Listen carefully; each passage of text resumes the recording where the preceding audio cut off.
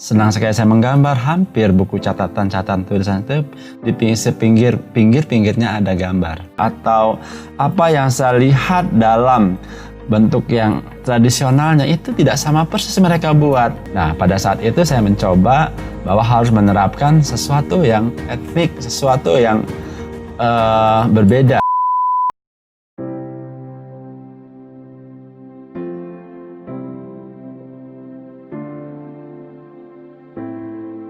Seni adalah bagian dari kehidupan saya yang tidak bisa terlepas dari kehidupan saya. Sejak SD saya memang sudah menyukai seni, yaitu seni menggambar.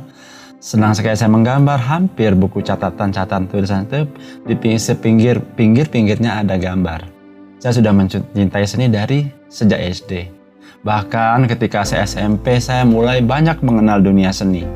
Seni menggambar, seni suara, drama, bahkan seni tari juga saya mencintai. Buat saya seni adalah bagian yang tidak bisa terlepaskan dari berbagai aktivitas saya.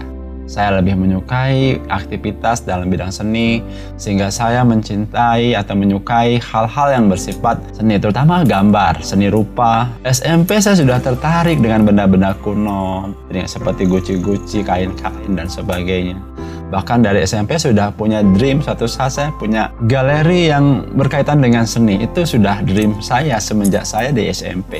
Ketika saya SMA, saya sudah mengenal dunia seni, bidang seni musik dan seni-seni lainnya, tetapi ya hanya sekedar memainkan. Pada saat itu usia remaja, biasa adalah menyukai berbagai aktivitas sekolah yang berkaitan dengan dunia seni.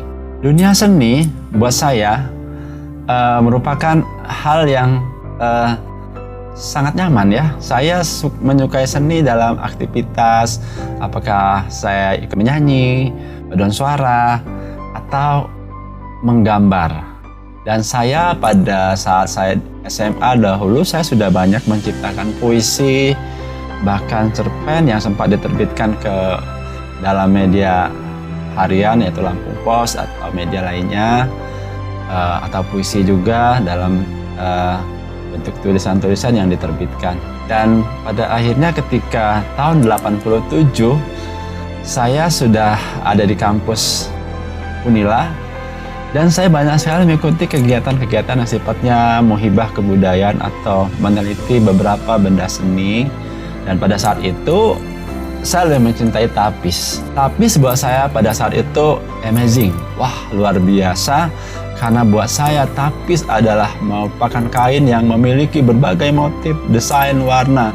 Dan kemana saja saya pergi ke kampung atau kampung-kampung adat yang ada di Lampung ini, selalu menemukan tapis-tapis yang berbeda antara marga-marga. Kalau di Lampung dikenal dengan adanya marga-marga.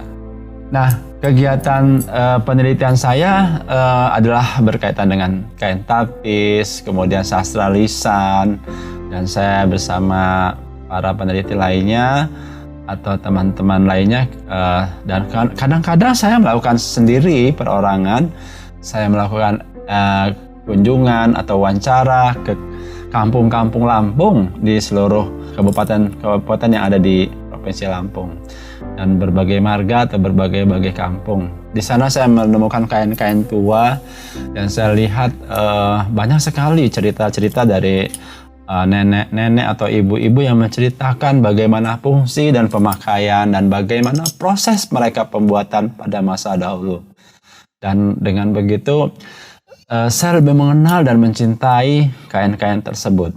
Nah, pada tahun 98 saya mulai tertarik dengan tapis untuk membuat.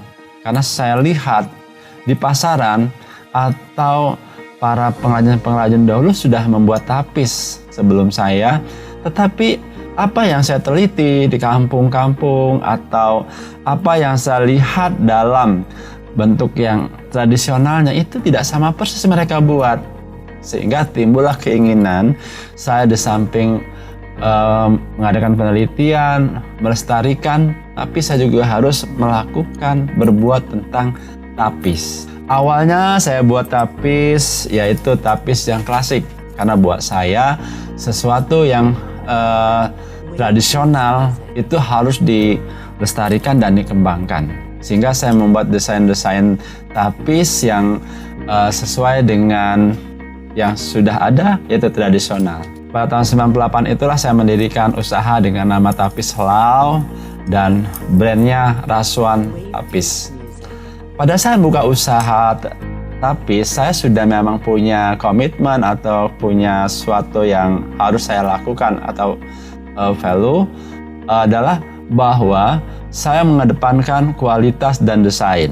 Pada tahun 98 dan sampai sekarang, saya membuat desain-desain tersendiri yang merupakan inspirasi buat saya. Saya membuat desain tidak hanya pada kain tapis yang sudah ada, tetapi bisa juga tiang rumah kayu atau gambar pepadun atau sesako atau benda-benda lainnya yang ada di Lampung yang sifat kuno. Saya coba konfigurasikan dalam satu rancangan atau desain sehingga terciptalah desain-desain yang unik yang memang itu ciptaan saya. Saya tertarik dengan berbagai motif tapis baik yang berasal dari pepadun maupun saibatin. Nah, pada tahun 2007 sampai sekarang saya mengikuti kegiatan pendidikan tentang rancangan atau desain fashion.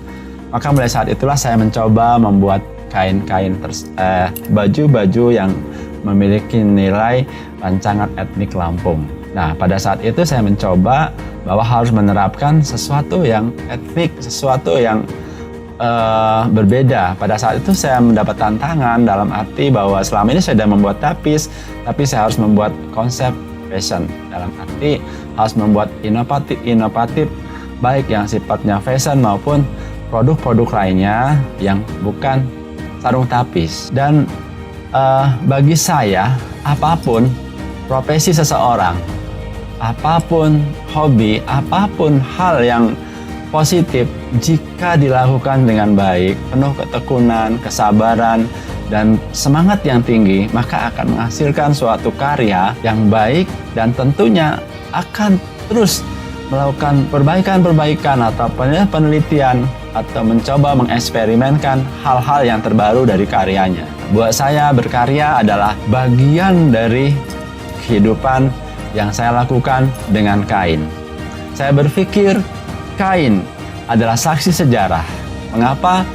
Karena kain adalah orang berperang tetap pakai kain, orang pesta adat pakai kain, orang melaksanakan kegiatan keagamaan pakai kain, bahkan pada saat lahir atau kematian menggunakan kain. Bisa dikatakan tapis mengikuti daur kehidupan manusia, terutama masyarakat Lampung, baik pepadun maupun saibatin. Sampai sekarang dan kapanpun, saya berharap tapis tetap dicintai sebagai pakaian adat orang Lampung dan sebagai kain nasional dan bisa dibanggakan internasional.